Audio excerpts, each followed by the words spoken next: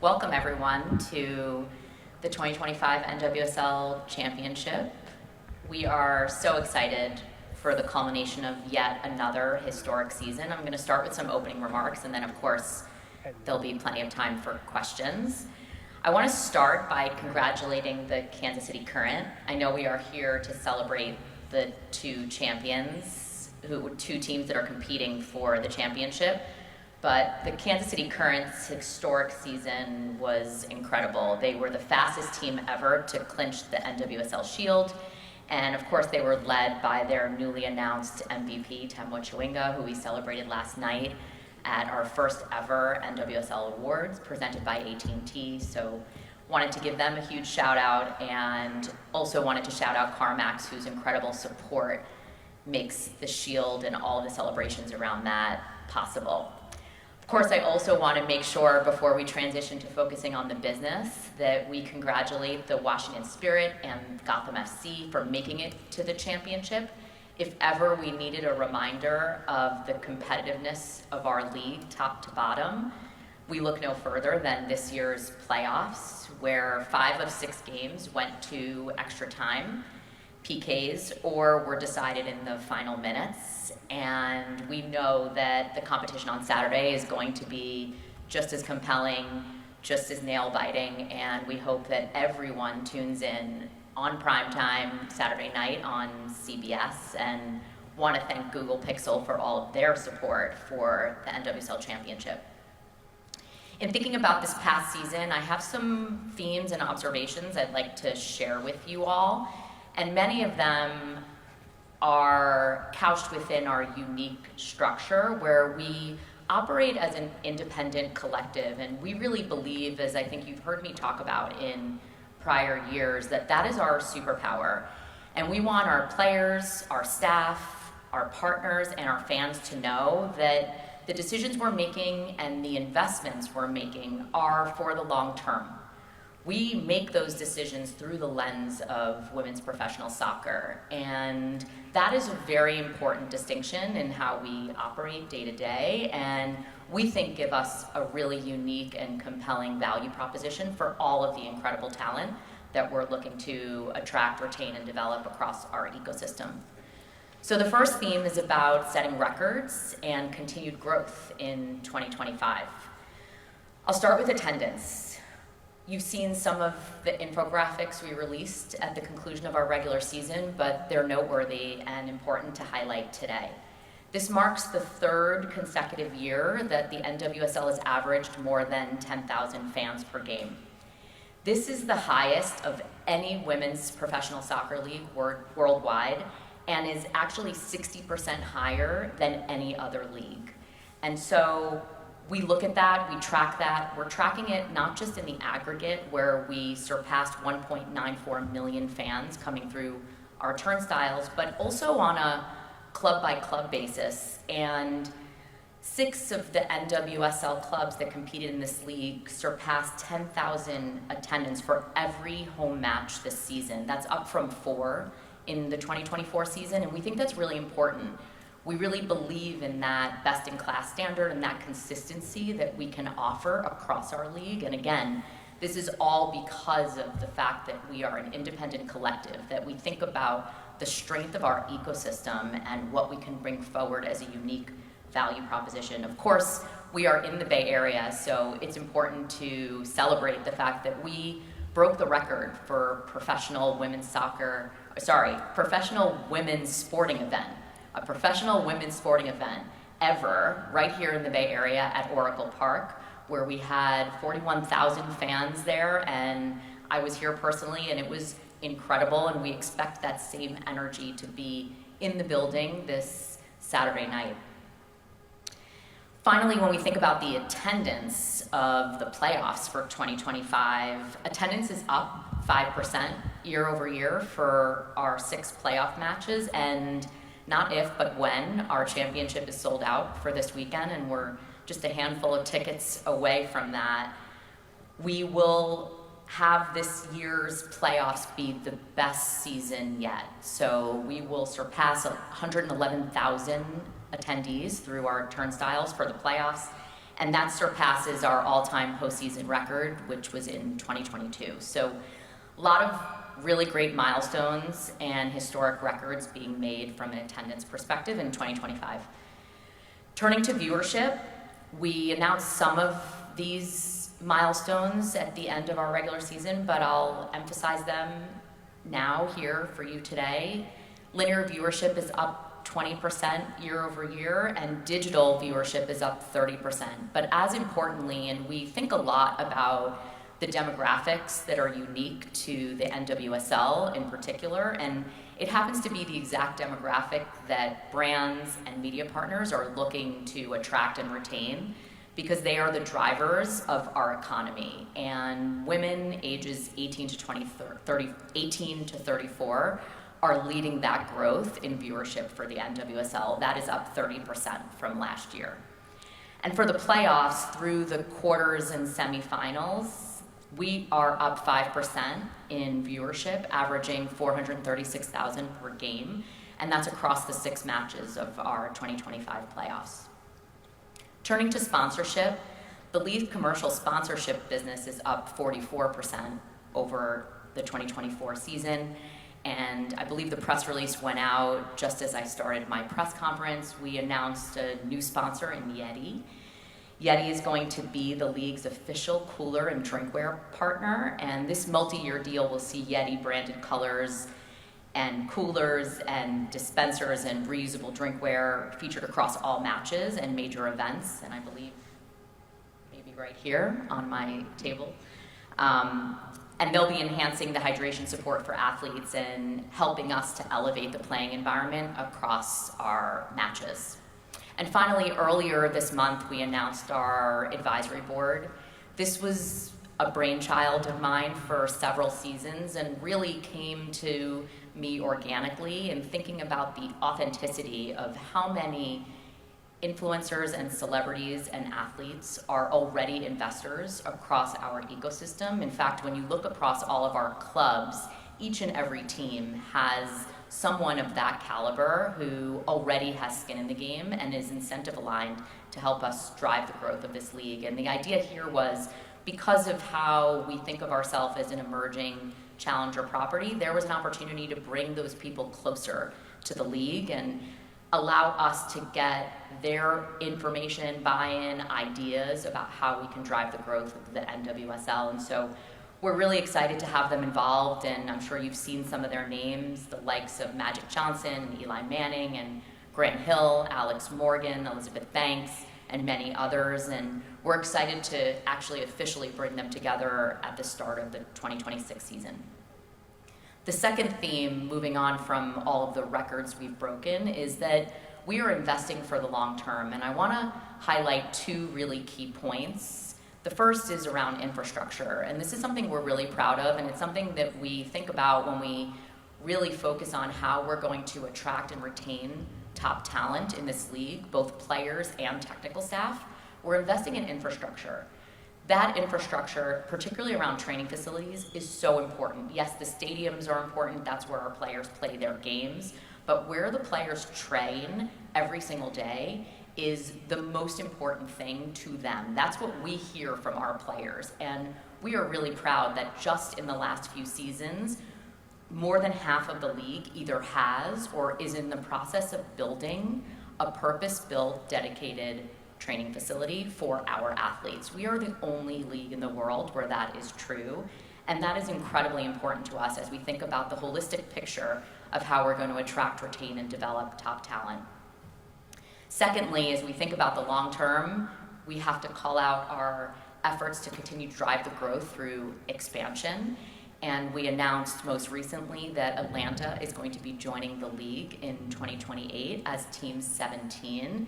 That's important not just because we know that that ownership group is top tier and that the market will help us to really fill out the geographic footprint of the fandom that we can bring together and elevate on a national level, but also knowing that U.S. Soccer has planted their roots in Atlanta, that it will help us to build more connectivity to the U.S. Women's National Team and to U.S. Soccer, where, of course, I sit on the board as commissioner of this league. The third and final theme is around our athletes and our product. We talk about the league being the best league in the world, and I often get questions from media and others about how do we think about that, how do we measure that, how do we know that we are making strides and competing to be the best league in the world. And I thought I would share a couple of data points that we think are really important. I'm sure people are familiar with Opta Power Rankings, and most recently, NWSL is ranked #1 in the Opta Power Rankings in terms of the league's overall strength. And NWSL clubs comprise nearly half of the world's top 20 teams. What that means is that our teams, top to bottom, 1st to 14th, rank among nearly half of the world's top 20 teams. And in short, what that means is that there are teams in other leagues that could compete in our league, but there are no leagues that could compete with our league.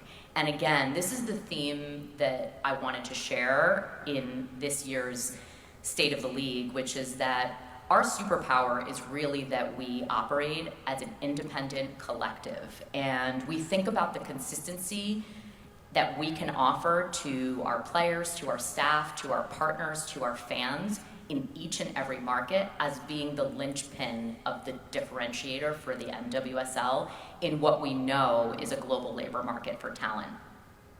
2 other quick points as it relates to our players and where they come from. Important to note our progress in really redefining our league, not as a domestic league, but a global league. That was readily apparent last night at the NWSL Awards. If you look at the finalists for all of the key awards, if you look at who won all of our key awards, global talent is thriving in the NWSL. In 2013, the first NWSL championship had 8 international players. We now have 19 international players hailing from 14 different countries. And across the NWSL, I actually learned this last night in Jordan Angeli's speech, and we went back and checked it. We actually have players from 43 countries competing in the NWSL. None of this is an accident. We have deployed a presence globally through our work with federations, confederations, as well as through our international media distribution. Importantly, we have actually prioritized putting our games in countries all around the world. And for the 2025 season, NWSL games were available in 164 countries, reaching 407 million households internationally, and that's excluding the US. This reflects a 53% year-over-year increase in international reach. And that's really important because if you're a top player in another country and you're hearing about the NWSL and you want to learn more, we want to make sure that they know and understand our product, that they can see that when they come to compete in the NWSL, that they're going to get full stadiums, they're going to get an incredibly high quality product, and that the top players in the world are competing here. Finally, and then we'll open it up for questions, we are leading the way for female athletes and for moms. And this is something that's really important to our league and really important to me personally. Earlier this month, we announced the NWSL Foundation. This will be our nonprofit arm that is dedicated to women's health, and in this context, specifically, female athlete performance. We know that there are issues and challenges that have not yet been researched or discovered that are unique to female athletes, and we know that women are not just small men. We will lead in ensuring that the right questions are answered and that these answers are put into practice in real time. We are overdue for this information, and this information is going to help to unlock the incredible success of these incredible athletes. Imagine what this product would be if we had the medical research and innovation around female athletic performance, and we know that we have a role to play in leading that conversation.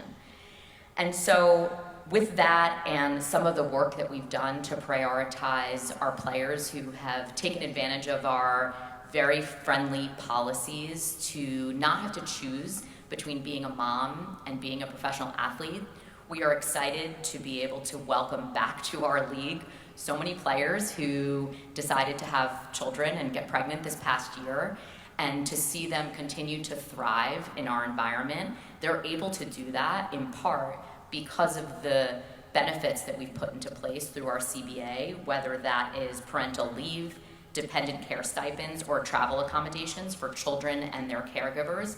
We want to ensure that our athletes do not have to choose between their career and their families, and we really want to lead the way in this regard. So in closing, we're just getting started. Very excited to be here for another 3 years, and we're gonna make sure to be the tip of the spear in growing professional sports, women's sports, and professional soccer. Thank you, Commissioner. As I said at the top, please wait for a mic, announce your name and publication. On the Zoom, raise your hand and we'll try to get to as many as we can. Jeff Kassouf, we will not start with anyone other than you.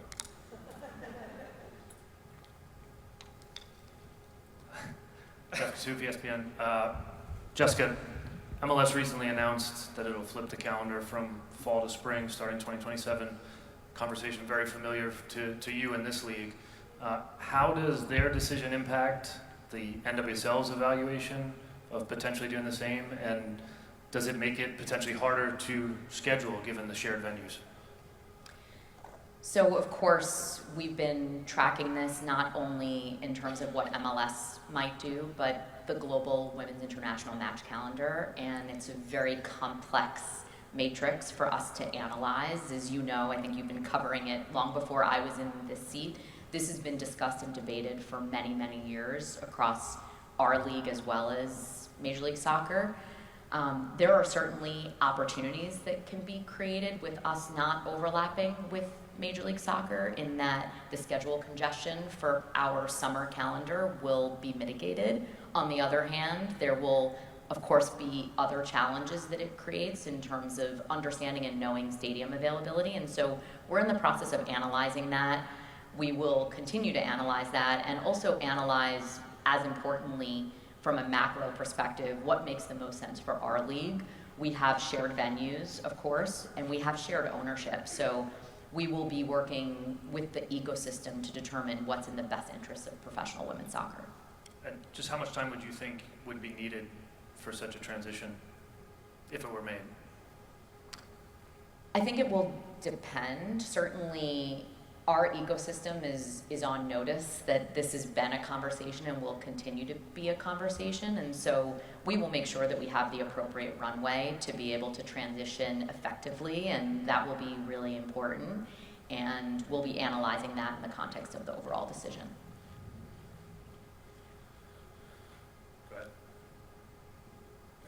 ESPN gets 2 off the top. If no one else raises their hands, it's going to be a lonely one. Hi, Jessica. The salary cap has been in the news quite a bit lately, and I'm aware that it was raised earlier this year, but what is stopping you or stopping the league from raising it again, and what is the likelihood that it will be raised again? So I'll start by saying that the NWSL has raised the salary cap tremendously in each of the last 4 seasons that I've been here. I believe it's almost quadrupled in the last 4 years. So what goes into the analysis of when and how we raise the cap has a direct relationship to our business. As I said in the themes that I was discussing earlier, we think about the long-term viability and sustainability of a professional league that is independent and operates as a collective. We absolutely want to continue to raise the salary cap and continue to pay our players, and that will continue to be a priority. And as the business grows, we will analyze that each and every season. We also know that the salary cap is not the only thing, or compensation is not the only thing that players consider when deciding where to play. And we look at a whole host of factors, and that is on the basis of the conversations that we have with players from our league and from players around the world. They care about compensation, but they also care about the competition, who they're playing with and who they're playing against, and what the quality of that competition is. They look at the club and the infrastructure that the club has to offer, not just from a training facility, but in the stadium, and whether the stadium is full and feels like a professional sports environment. And finally, they look at the coaching and they look at whether the quality of the development that they're going to get in their training environment is commensurate with what they believe they need to continue to compete, not just for their club, but their country. And when you look at those 4 C's, as we call them, competition, compensation, club, and coaching, we believe that we are putting forth a very compelling value proposition to be able to attract, retain, and develop top talent. Over here, front row. Hi, Katie McInerney, Boston Globe. Much has been said about how parity is paramount in the NWSL. It's one of its best assets. And I wanted to ask why you think that is, and also if you do think that maintaining parity puts the league at odds with keeping its global stars in the league. Yeah, thanks for the question. And I think it's an important one, so I appreciate you asking it. The reason competitiveness matters in a professional sports league is, I would say, 2 reasons. The first is that if you're a player, you want to be tested and you want to be able to be forced to perform at your best. You can't do that or won't be pushed to do that if you know going into a game that you're either going to win or lose by 6+ goals. It is not the kind of environment that we believe professional athletes strive to compete in. Most professional athletes that I know and speak with tell me that they want to be pushed to be their best. That is what has made them great at their sport, and that is no different in our league or for female athletes. Secondly, from a fan perspective, which is equally important, we want it to be true that when the schedule comes out at the beginning of 2026, every single fan of every single team in our league believes and has reason to believe that their team can either win the Shield or win the championship. And if that's not true, what is the reason that you're going to go and buy a ticket? And what is the reason that you're going to buy a jersey? And what is the reason that you're going to watch on TV? We believe that the competitiveness of our league is the reason that players, top players, will want to and do want to compete in our league, and that fans continue to come out in droves in support of their teams. Thanks. I have one more, actually, if that's okay. Typically, we reserve follow-ups for one more. If it's a second question, we'll go to someone else and come back. Okay. Thank you. Sarah, second row. Sarah Spain, good game with Sarah Spain. I know in the past the league has had to consider the balance of supporting the teams that are thriving and growing while also propping up and ensuring that the bottom level of the league is not dragging the rest of the league down. As you look to expansion, how do you figure out when you need to institute deadlines or demands of the lower level when it comes to facilities, arenas, or investment, versus being able to accept that there will be a high level and a low level, especially with a nascent league where it still really does kind of demand a rising tide lifting all boats? Yeah, we think a lot about that, and it's one of the reasons that we've unlocked at the league level a centralized investment in a team business performance program so that we're actually proactively collecting and aggregating best practices and using that to help support clubs who need help in different areas, whether that's in particular driving season tickets, or in particular driving sponsorship, or in particular driving group sales or individual ticket sales. And so with that aggregated data, we are able to really help support and proactively engage all of the clubs in our ecosystem, and that's critical. And most professional sports leagues that have been able to maintain that competitiveness from a business perspective have a function like that, and that is one that was really just launched this year in 2025, and we'll be investing incrementally in that for next year.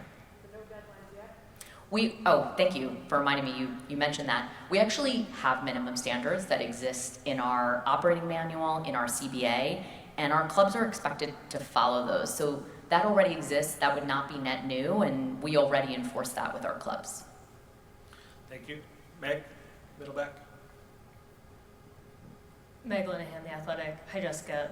I know, to go back to the salary cap issue, we're aware that Trinity Rodman has offers from top teams across Europe, but it's our understanding that she also has an offer from a USL Gainsbridge Super League team. as well. That league operates without a salary cap or a draft. All players are free agents. How do you kind of figure that part of the competition when you're determining the salary cap? Do you see a threat in terms of having another Division I American league operating without a salary cap as you navigate how to raise it? So specifically as it relates to Trinity and candidly any other top player in the world, we want those top players here in the NWSL, and particularly we want Trinity in the NWSL, and we will fight for her. And we are excited to see her compete in the championship on Saturday. I'll go back to what I said in my opening remarks, and in particular in response to the question from ESPN. We really believe that there is a holistic picture that players evaluate, and the reason we believe this is because we hear it from players in our league and around the world. I go and sit with the players on every single team in the NWSL every season, and they tell me that yes, compensation matters, but they also think about compensation not just from the perspective of what their club is paying them, but also from the league's perspective. We actually at the league, and I believe we might be one of the only league that actually pays players for performance. So there is that component. We also know that our market here in the US has more interest in supporting female athletes and women's sports than any other market in the world. And then there's all of the other components outside of compensation, which I referenced earlier, the other 3 C's, which is the competition, the club, and the coaching.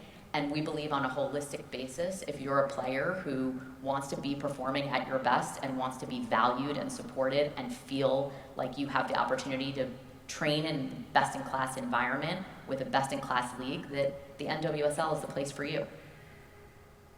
Alex, second row middle. Alex Silverman, Sports Business Journal. We're increasingly seeing NWSL ownership groups investing in additional clubs outside of the NWSL multi-club ownership. The current bought a Danish club this year. BayFC has their collective, and they're looking to add teams. Obviously, what Michelle Kang's doing with Kaniska. Is that a good thing for the NWSL? And are there concerns around keeping talent here as opposed to in other clubs within those multi-club organizations? Yes, we know that a lot of our owners are very ambitious. The investments they're making in the NWSL are in service of their interest in women's soccer as a thriving professional sports team and business. And so it is not surprising that many of them are looking for other opportunities globally, knowing that this is a global sport. Thus far, we've actually seen it as a benefit. We know that there's so much to learn from what is happening around the world, and the ability for our owners to have an understanding of how the global soccer ecosystem works has been helpful to a lot of the discussions we've had, particularly through the lens of how quickly this landscape is evolving and how competitive the global labor market is. I'm sure over time this is something that we and others will continue to monitor. We do feel like we have the safeguards and guardrails in place to ensure that our competition and the integrity of our league is protected. Right here, green shirt, front row. I'm Harold Gutman with the San Jose Mercury News. What went into the decision to bring the championship game to San Jose, and also kind of how would you evaluate BFC, how they've done the first 2 years? Yeah, thanks for the question. Go back to actually the decision to bring BayFC to this market. When we went through our expansion process back in 2022 and 2023, it was so clear that it was actually a travesty that professional women's soccer wasn't here in the Bay Area. The history of the sport in this area, both from a college as well as a youth perspective, the icons of the U.S. women's national team who grew up playing here, it was so clear that this team would be successful here. And when you look at the combination of the founding four in Allie Wagner, Brandy Chastain, Leslie Osborne, and Danielle Slayton, with Sixth Street's financial backing and vision, that this was going to be successful. And we're really proud of what they've done in their first 2 seasons. And we know and believe that they are not stopping in what they want to build here. We know that they announced their new training facility here in Treasure Island, and that they're in the process of really reevaluating their entire club organization to make sure that it is resourced to be able to compete at the highest level. And so we're really bullish on BFC and their ownership and this community's support of that team. In terms of bringing the championship here, it was really clear to us that it would be celebrated and welcomed, particularly when we spoke to the city of San Jose, the mayor, the San Jose Sports Authority, and all the support we've gotten from the local community has really been unmatched. We also were extremely excited about the idea that we could be the first of the trifecta of major events that are coming to the Bay Area. We know that the Super Bowl will be here in February, and of course the Men's World Cup will be here in 2026, and we get to go first. And so we're excited about that. There's an incredible amount of enthusiasm and energy in this city for professional sports more broadly, and we're excited to show what this city is capable of in the next few days on behalf of the Bay Area. Middle.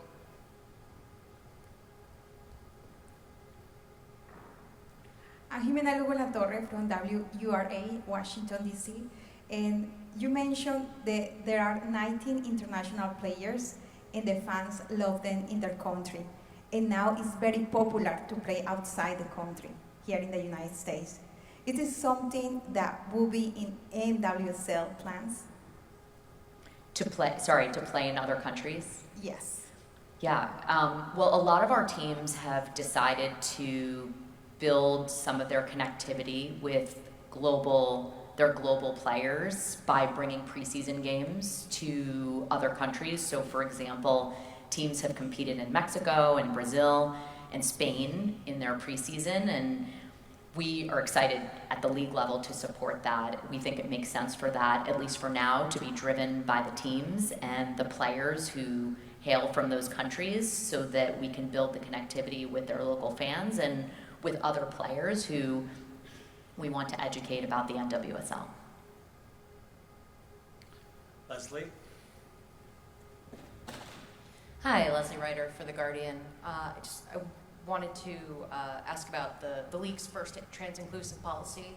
It left room to be revisited, so I wanted to ask if you could speak to why the policy was removed instead of reviewed. Sure. Well, I'll start by saying that the policy is always under review. All of our policies are always under review. We are always pushing ourselves to iterate and innovate and be the best that we possibly can. And that's been a consistent theme in virtually every subject matter that I've addressed with the media and internally since I came in 2022, in particular as it relates to that specific policy and issue. I want to make sure it's clear to everyone, number one, that we support each and every player who plays in our league. We think that's really important for everybody to know. Second, people have asked a lot about our policy, and I want to be clear that our policy is essentially our practice. And our practice has been that every single player that you see competing in the NWSL has been deemed to be eligible, and there should be no question about that.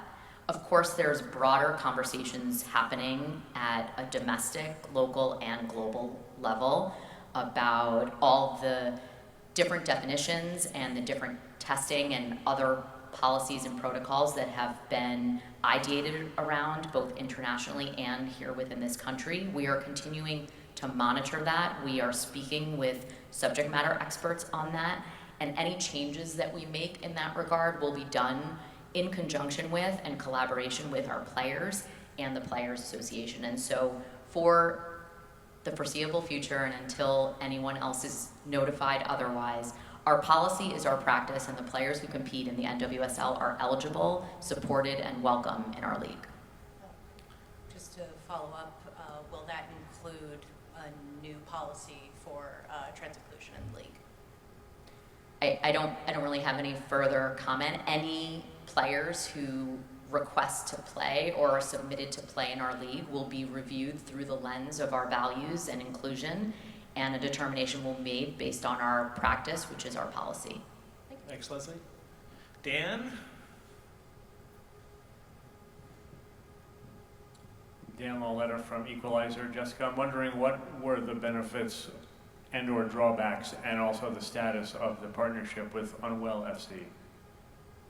Yeah, the partnership with Unwell FC was really driven by Alex Cooper personally. Her interest in professional soccer and professional women's soccer dates back to when she was a child, and she reached out to the league really wanting to bring her audience to the NWSL. And we engaged the partnership with the idea that inclusion means everyone, and that there was an opportunity to really expand the audience of potential people who would have exposure to the NWSL. And so we were excited to announce that partnership. We've been excited to work with her and have her talk to our players who also have been excited to work with Alex Cooper about how to build their brands and how to engage in social media, which she is obviously very, really skilled at, and there's an opportunity for us to continue to do that with her,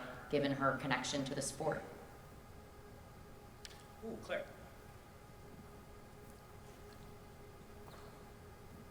Claire Watkins, Just Women's Sports. I wanted to follow up on something you said earlier about the U.S. being such an incredible women's sports at large market.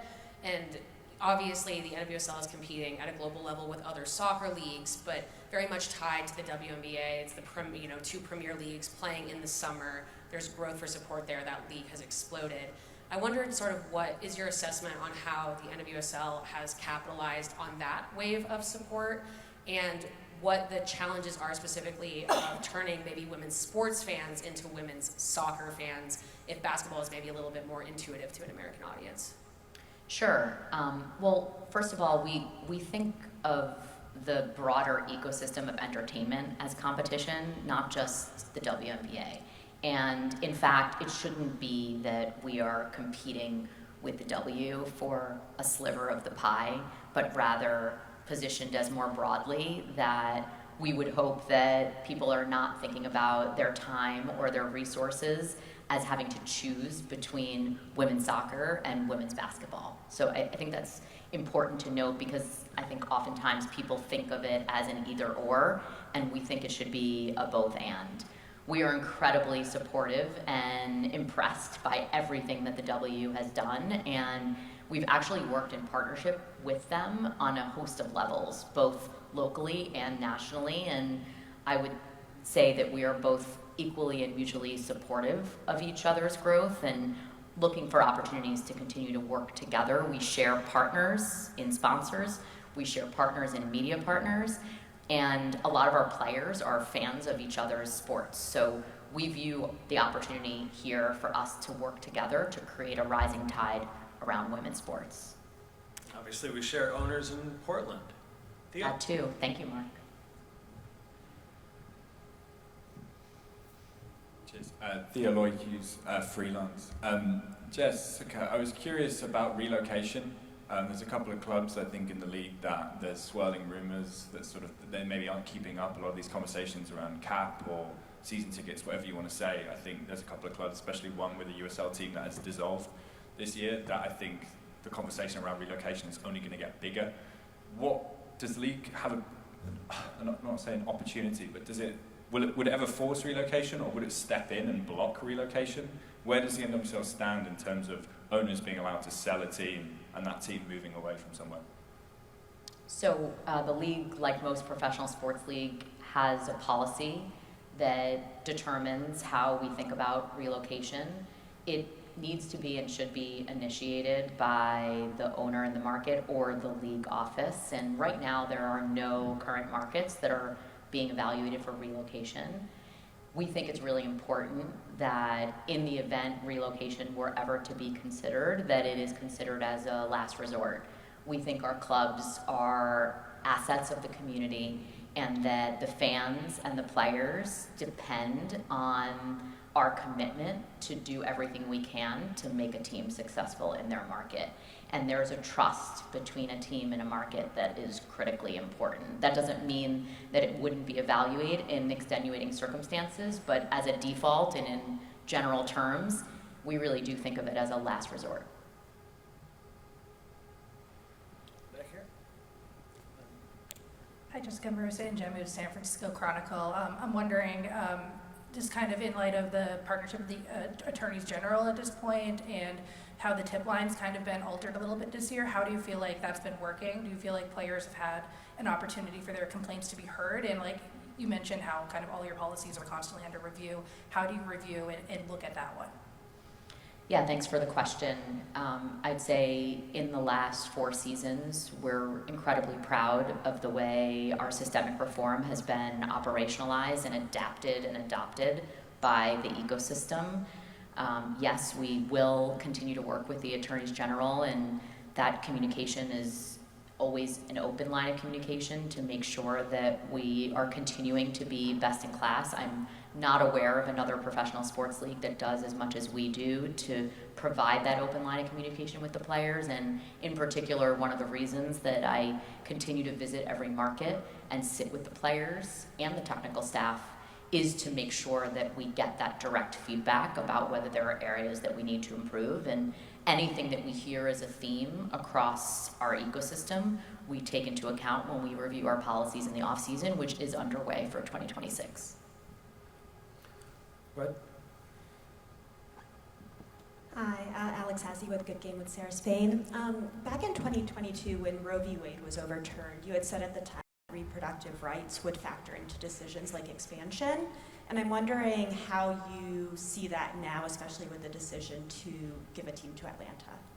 Yeah, I think, as I've mentioned, when we make a decision about expansion, there's a host of factors. We look at ownership, facilities, and the market. And in particular, when we think about a market, we look at the values of the community. It is one of the factors in terms of what the environment is for our players and whether they're able to be supported. And we're really confident in the last few years that any situations that we've needed to work with our players to make sure that their health and medical needs are addressed can be addressed with them individually, regardless of where our teams are located. Dead center.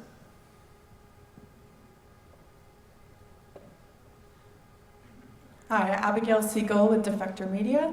I'm curious about how league leadership thinks about salary caps on players versus on other expenses, because as far as I know, the only sort of expense that is capped is players' salaries, and not, for example, coaches' salaries. Well, this is one of the areas where we don't have to reinvent the wheel.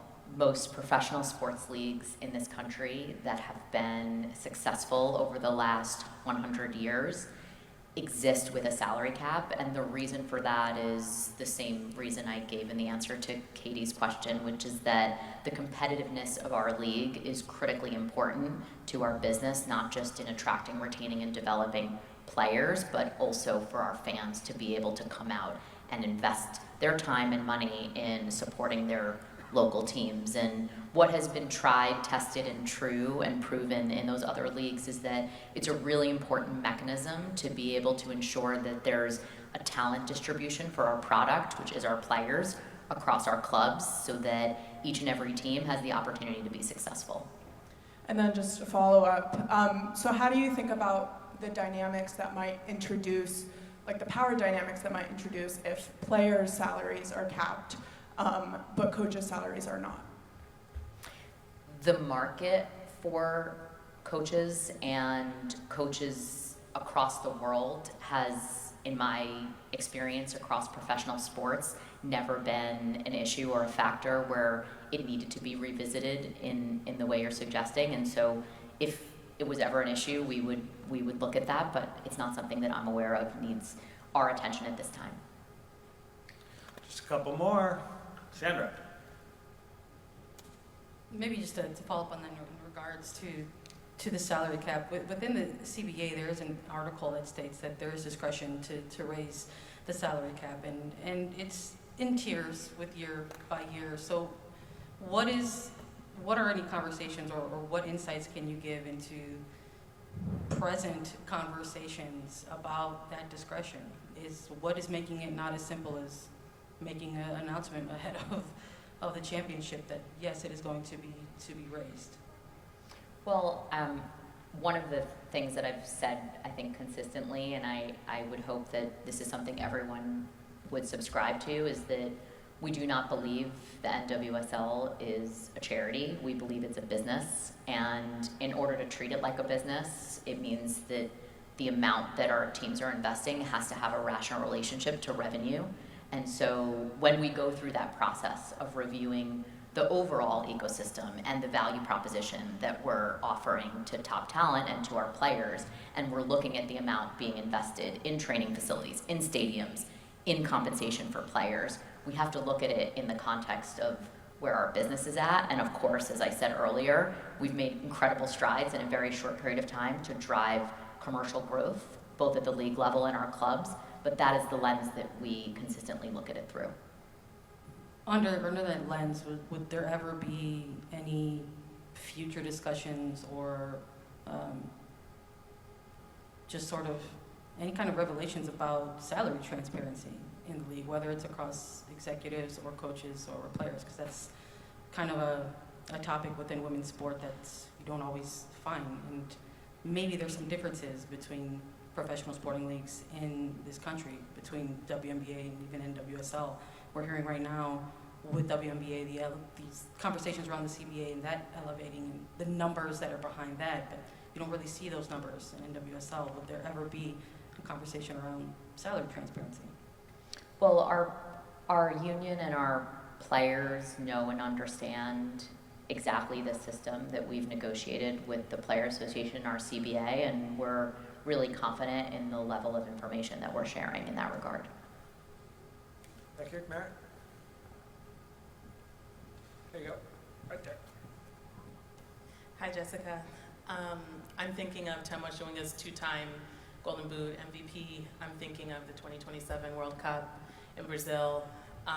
And I'm just curious how you are thinking about your role as commissioner and as an ambassador potentially for the NWSL as this league continues to get more international representation. And do you see value in, for example, attending a Women's Africa Cup of Nations or a Copa America Femenina, even if it means to sort of foster relations with other confederations? Yeah, thanks for the question. Actually, this year was the first year that we sent representation to every confederation's competition in 2025.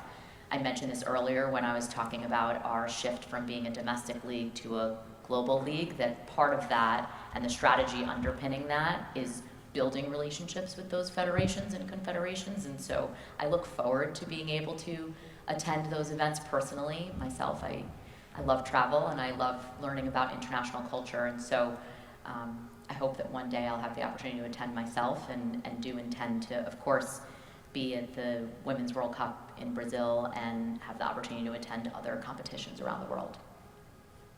Right behind her. Hi, Commissioner. Jenna Pell, freelance. Circling back to Trinity Rodman's current contract status, ESPN and The Athletic have both reported that you, as well as the league, have been actively involved in negotiations to keep Rodman stateside. Have you or the league previously been actively involved with other singular players, or is this unprecedented? Secondly, what does retaining Rodman mean for the NWSL? Well, first I'll start by saying I don't think there's a commissioner in professional sports who wouldn't be involved in the discussions around star players broadly playing in their league.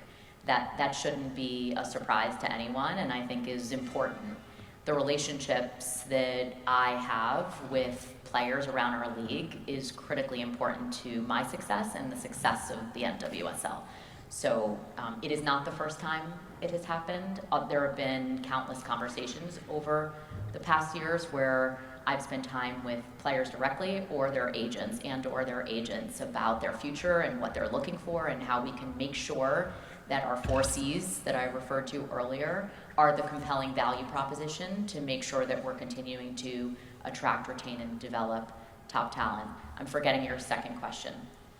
What does her retention in the league mean for the NWSL at large? Well, as I said earlier, we want Trinity in the NWSL. We're going to fight to keep Trinity in the NWSL, and she is representative or a proxy of our broader point, which is that we want top players to play here. And we believe that we are already doing that and can continue to attract those players. We evaluate our status as a net importer of talent across all transfer windows, and over the last several seasons, we have imported more top talent than we have lost, and that is something that we monitor very, very closely. All right, I'll note for Mr. Kassouf, we have gone the full hour here in 2025. Final question again from the Globe.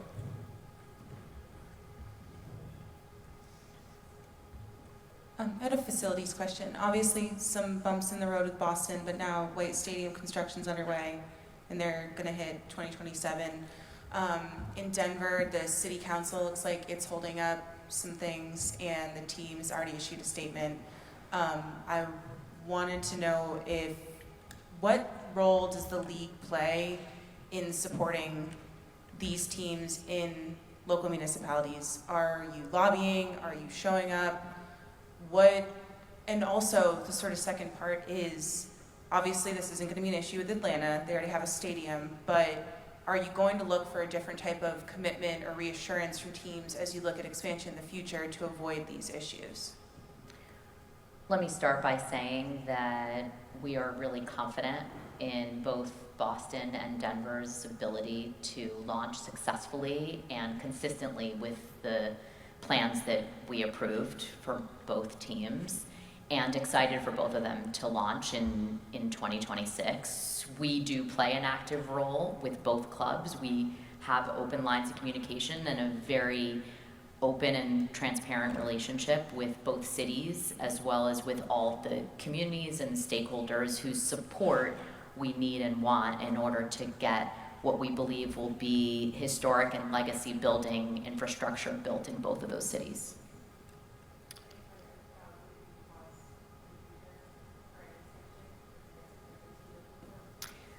We believe that those ownership groups are positioned to ensure that we get the projects done that we need to get done. And so any future expansion, of course, as always, we will continue to evaluate and learn from our experience and see how we can improve. But we're happy with how the launch has gone thus far and excited for them to take the pitch in 2026. Thank you, Commissioner, for your time. Folks, there will be a recording of the Zoom emailed around later on. Otherwise, you can obviously contact us if you're not on those mailing lists. With that, thanks again. Happy championship.